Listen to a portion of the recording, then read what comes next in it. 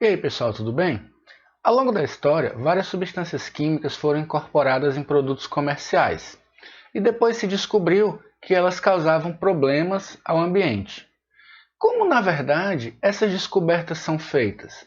Como os pesquisadores investigam os impactos ambientais potenciais gerados por esses produtos comerciais?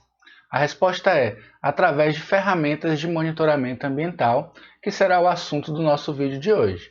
Meu nome é Ítalo Braga, sou professor da Unifesp, vinculado ao Instituto do Mar, e esse é um canal de Química Ambiental.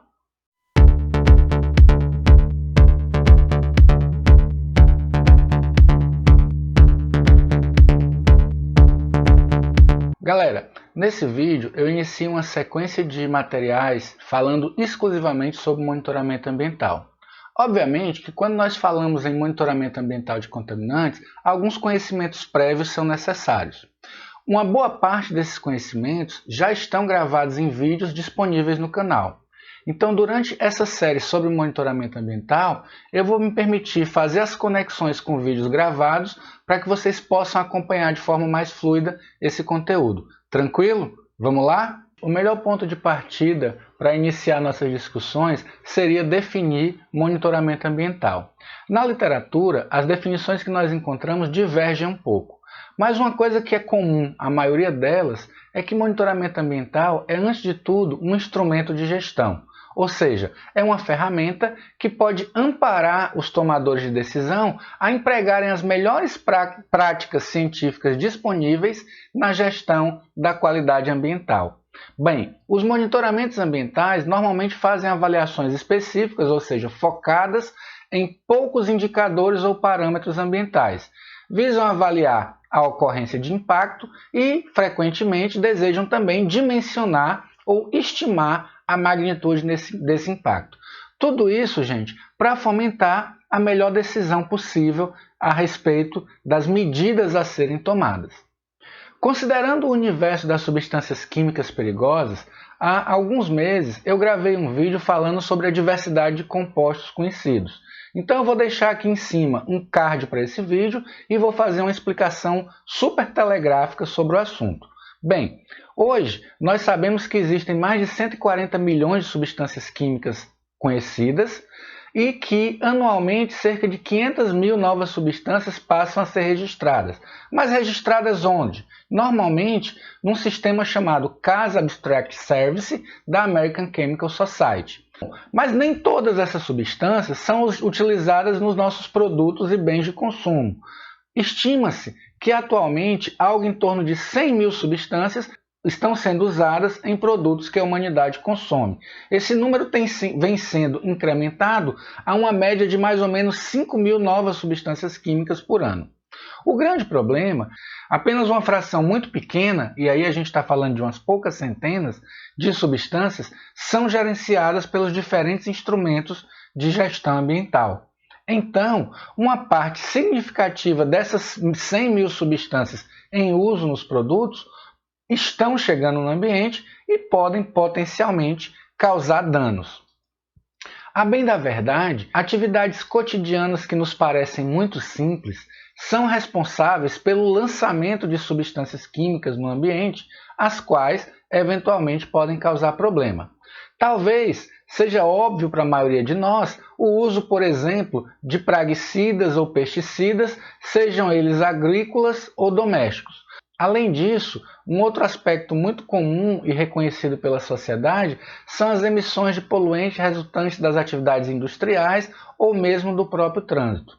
No entanto, eu trago aqui que ações mais simples do nosso cotidiano são também responsáveis pelo aporte desses materiais, como o simples ato de usar um protetor solar, fazer maquiagem, pintura de embarcações, obviamente, no caso das tintas anti-incrustantes, mas também outros tipos de pintura, um simples banho com produtos de higiene pessoal, dar descarga, fazer uso de medicamentos. Ou seja, todas essas atividades cotidianas, elas fazem uso de substâncias que eventualmente podem ser lançadas no ambiente. E ao serem lançadas no ambiente, muitos estudos recentes têm demonstrado que elas podem causar dano sobre uma grande variedade de organismos, afetando inclusive a estrutura ecológica das comunidades. Essas substâncias, elas acabam chegando no ambiente através dos mecanismos de aporte, que incluem, por exemplo, escoamento superficial, seja ele terrestre ou aquático, lançamento direto, emissões atmosféricas ou escoamento subterrâneo. Quando essas substâncias chegam no ambiente e as suas concentrações diferem das que deveriam estar naturalmente presentes, elas passam a representar uma contaminação ambiental. A partir daí, na medida em que essas substâncias começam a produzir danos sobre os organismos, está caracterizada a poluição. Tudo isso que eu falei até aqui, gente, vai estar registrado em vários cards ao longo do vídeo para que vocês possam fazer as devidas paradas técnicas para acompanhar conhecimentos que eu possa eventualmente ter pulado. Como eu mencionei, esse vídeo vai discutir exclusivamente monitoramento ambiental. Então, para que monitorar? Obviamente, pelas discussões que nós trouxemos até aqui, nós já temos aí algum parâmetro para entender. O monitoramento ambiental, ele vai fomentar, como já dito anteriormente, a tomada de decisão. Mas essa tomada de decisão, normalmente ela segue dois caminhos principais. A instituição de políticas públicas e, posteriormente, a avaliação da efetividade dessas políticas públicas. No que tange aos contaminantes, primeiro nós temos que entender se eles causam dano ambiental. Se estão causando, uma política pública deverá ser implementada visando mitigar os seus aportes. E após a implementação dessa política pública, nós necessitamos avaliar se ela foi efetiva, ou seja, se os danos causados pelo aquele aporte daquela substância química desapareceram ou diminuíram. Então aqui nós temos dois motivos bastante cristalinos para entender por que monitorar o ambiente. É importante ressaltar que ferramentas de monitoramento ambiental também podem ser usadas por pesquisadores para investigar uma infinidade de mecanismos e processos que ocorrem em ambientes naturais. Entre as várias abordagens usadas para o monitoramento ambiental, eu dividi aqui basicamente em três categorias, visando simplificar. A primeira é no que diz respeito às ferramentas. Elas podem ser biológicas, químicas ou integradas. Veja bem, quando os contaminantes chegam no ambiente, eles podem ser detectados a partir de análises químicas. No entanto, quando eles induzem efeitos sobre os organismos, esses efeitos podem também ser alvo de monitoramento a partir das respostas biológicas induzidas. Além disso, existem ferramentas mais modernas que utilizam abordagens integradas, onde simultaneamente é avaliado efeito biológico e a presença do contaminante a partir de ferramentas de química analítica, como eu vou demonstrar mais adiante. Uma outra abordagem importante a se considerar no monitoramento ambiental é a escala. A escala ela pode ser espacial, quando se deseja entender o alcance de uma determinada pluma de contaminação em um espaço, mas ela também pode ser avaliada de um ponto de vista temporal. Nesse caso, essas são bem importantes para a implementação de políticas públicas, porque você gera dados de background antes da implementação da política e a partir do momento em que a política é instituída, você segue monitorando para verificar se os níveis caem como esperado. Além disso, no que diz respeito às formas de amostragem ambiental, existem também duas abordagens possíveis, que são os monitoramentos ativos e os monitoramentos passivos. A ideia é, ao longo dessa sequência de vídeos, nós discutirmos vários aspectos ligados a cada um dessas abordagens. Espero que se divirtam.